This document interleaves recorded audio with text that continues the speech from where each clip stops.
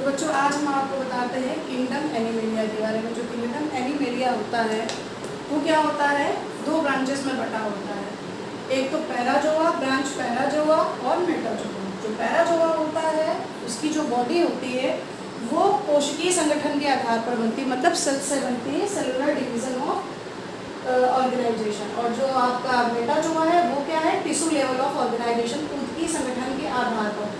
अब ये cellular level of organisation होता क्या है, इसमें क्या होता है, जो भी जीव होते हैं, जो भी जंतु होते हैं, स्पष्ट मुख हुआ एवं मतलब ओरल कैविटी और डाइजेस्टिव कैविटी जो होती है वो एब्सेंट होती है।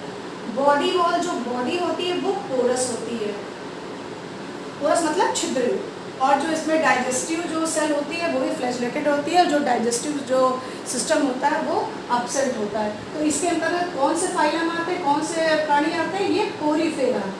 जो पोरीफेरा है, पोरीफेरा का मतलब होता है पोरीफेरस। पोरीफेरस का मतलब पोरस कैविटी वाले जितने भी जंतु, तो क्या होगा, साइकॉन, साइफा, स्पॉन्ज और स्पॉन्जिला। जो मेटाजोआ है, मेटाजोआ में क्या होता है, ओरल कैविटी भी होती है, डाइजेस्टिव कैविटी भी प्रेजेंट होती है, और इनकी बॉडी सिमेट्री जो होती है, जो बॉडी की संरचना होती है वो दो भागों में डिवाइड होती है।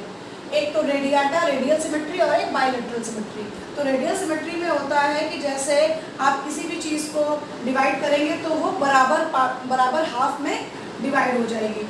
और इसमें क्या एनस एब्सेंट होता है, डिप्लोब्लास्टिक होती है। डिप्लोब्लास्टिक का मतलब होता है कि जो इसकी भ्रूणीय अवस्था होती है उसमें केवल दो लेयर होती है, एक्टोडर्म और एंडोडर्म। जो बीच की मीजोडर्म होती है वो एब्सेंट होती है।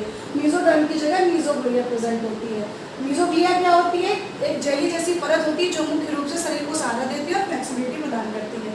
अब आप देखिए इसका उदाहरण क्या है, इसमें आता कौन है, इसमें आते हैं फाइलम निडेरिया के। जो आपका रेडिएटा वाला है, मेटाजोआ में जो रेडियल सिमेट्री वाले उसमें कौन सा संघ आता है, निडेरिया। निडेरिया में क्या होता है, स्टिंगिंग सेल प्रेजेंट होती है, दंश कोशिका उपस्थित होती है, और माउथ के ऊपर सॉफ्ट टेंटिकल्स जो होते हैं वो प्रेजेंट होते हैं।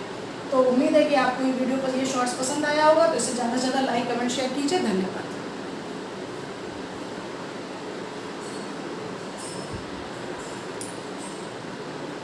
और बॉडी सिमेट्री का, रेडियल सिमेट्री का मतलब होता है जैसे कोई भी, जैसे जेलीफिश है, जेलीफिश को आपने पार्ट्स में बांटा, तो आप उसको इस तरीके से भी पार्ट में काट सकते हो, और ये हाफ में भी काट सकते हो, और इस हाफ में भी काट सकते हो। कहीं से भी उसको आप पूरी तरीके से डिवाइड कर सकते हैं।